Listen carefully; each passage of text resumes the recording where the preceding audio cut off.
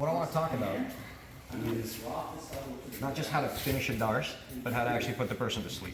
Because most of the time, when you guys finish a darce, usually it's a combination of strangulation and pain, right? Yeah. So if I'm in this position and I have a decent darce lock, right? My hand is over my tricep, I wash my hand in, but my partner is flexing and he's framing, he's opening his elbow wide, and we're in here like this. We've all been here. I can't quite squeeze, right? So two things I can do here. Number one, if I do manage to squeeze through this, apply slow, consistent pressure, eventually, yeah, I might be able to tap the guy, right? But all the times that I put people to sleep with this, and it's happened a lot on accident, is when I get into this position, I lock it all up, and my goal is to walk this hand as close as I can into my partner's armpit like this. Because the more I can lock it there, you notice if he flexes his arm out wide, you flex your left elbow out like that, yeah. So he's making like a big posture, right? When he makes that big posture, then I'm squeezing against a lot of big muscle groups and a lot of things like that, right? So rather than try to squeeze through these big muscle groups, what I'm gonna do is I'm gonna relax. I'm gonna keep just enough tension to hold on to him. And then when my partner feels confident enough that he can try to like pick his arm up or rip his arm out or something like that, right when he makes a move like that, I'm gonna move my body in and close that space just a little bit more, right? Once I get to here, and I can walk this into a position where I know that I can really get a good squeeze, I start to squeeze, and if I still can't choke this guy, I go, fine. I relax for a little bit, and then as my partner tries to escape again, I squeeze just a little bit more. So oftentimes, when I'm doing this on somebody, it feels as if I'm squeezing, like, I'm trying to get you, I'm trying to get you, I'm trying to get you, and then all of a sudden, it's like I'm dead, I'm tired, right? So the person's fighting, fighting, fighting, and then when they go, oh, this guy's releasing, they relax a little bit, and when they relax a little bit, I move it in just a little bit tighter, and then I go back to squeezing, right? So looking at it one more time, I don't just want to put the person into a painful darce, I want to actually get the finish. So I want to put this guy to sleep. So if I want to put him to sleep, his elbow's out wide, and I have a decently locked darce, again, I want to walk my hand as close to his armpit as I can, and then from here, don't squeeze.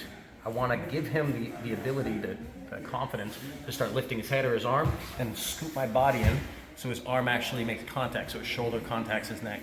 Then I'm going to walk around that corner, walk my hand in deeper until I can get that connection all the way to his armpit. And from here, just the slightest little turn of my wrist and a pull and a slow, steady pull from my right elbow downward, and I get a very, very tight strangulation right there. But like I said, most of the time, when you guys are going to actually put someone to sleep with a darce, it's not when they're flexing and they're out here like this. It's when they started in that flex position, and then after you squeezed a little bit and then you kind of relaxed but kept the position, you kind of jolt their body so that that shoulder connects to the neck. Right? Let me do that one more time since we're filming that. One more time. Okay, so I'm in the darce. I have a pretty decent lock, but it's not decent enough that I feel like expending all my energy on it. He's framing, his elbows are out wide, he's trying to make as much space between his shoulder and his neck right here as possible. Instead of trying to squeeze through those big muscle groups, I'm gonna wait, and when I feel him trying to escape, I'm gonna shoot my body in just a little bit deeper to make that connection between his shoulder and his neck. Then when I walk, I'm walking my fingers all the way up here onto the back of his shoulder towards his armpit. Now from here, a little pinch of my elbows and a pull, and a nice tight finish. I'll get one more for you. This is one I'm actually showing you guys in class, it's not just for a stupid video. So I'm here like this. When I'm in here, if I can't make that happen, if his frames are too strong, I feel like, dude, he's never gonna, I'm lifting, I'm twisting in, and I can't make his frames go away.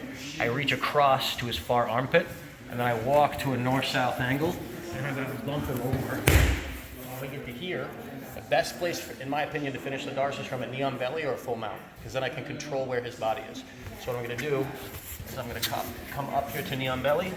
I walk into that same position. When I get here, I give a little forward shift so my shoulder is already tapping. So my shoulder goes over his shoulder. I lock in here, and now I can start to rotate my elbow through the hole, cutting back here.